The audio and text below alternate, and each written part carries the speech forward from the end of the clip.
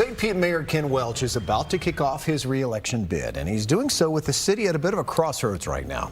The Rays are focusing their stadium dreams on Tampa, while St. Pete plows ahead with redeveloping the site that has hosted Tropicana Field and the Rays for 3 decades. Mayor Welch is speaking out now about the city's future and his own. Let's bring in Fox 13's Evan Axelbank, who sat down with us today and got some insight here. Evan, what do you say? Well, Mark, Mayor Welch has undoubtedly faced a set of challenges that no other mayor of St. Pete has. A storm that ripped the roof off of Tropicana Field just as the Rays were about to make a $1 billion investment in finally building a new stadium.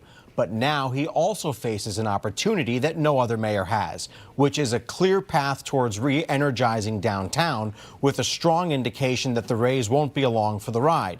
But first, he has to win re-election. Mayor Ken Welch sat down with us the day after the Rays said they're aiming for a new home in Tampa. And he's okay with that. That land that the Rays had owned for 25 years are now in the hands of the city. So we've got much more flexibility, and we're focused on the jobs, the housing, the economic opportunity. He's expecting to decide in a matter of months on what will come next for the city's longtime conundrum. Proposals to develop the Trop site will be in place in early February. This time, he has the luxury of picking one that won't have a placeholder for a ballpark. That choice could shape his re-election campaign and potentially second term. I know that I'm the right person to continue the progress that we made in our city during some difficult times. The challenges the city has faced are forming the basis for his re-election campaign. The rebuilding of the Trop itself, which kept the city out of legal jeopardy. The storm recovery, which required clearing a historic amount of debris. An affordable housing push that saw the creation of 4,300 units. And now the preparation of a $500 million stormwater bond vote. We've done the work. We've been present. We've faced every challenge, and we've been transparent and forthright. Now, we've had to tell some folks no, and I understand that. But when we said we're running on inclusive progress, we meant that. The big decisions ahead do represent opportunities for potential challengers. One of those is former Florida governor and St. Pete Congressman Charlie Crist, who has raised money for a race, but who has not formally announced a run. Here's how Welch frames a Crist candidacy. I know him well. He supported me, and I've supported him.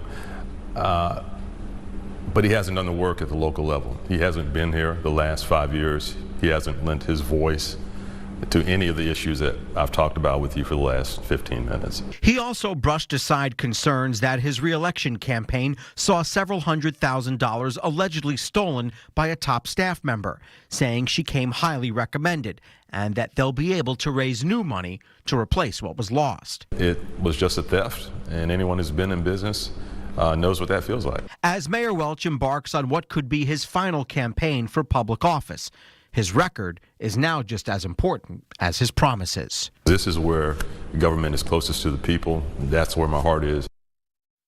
On the Rays, we asked what he would do if the effort collapses in Hillsborough County. Well, he says that he'd be willing to restart talks if the new ownership group approaches him with a fresh perspective. But he also says he can't offer anything similar to the previous deal that the city and county had made because those buckets of money are now spoken for.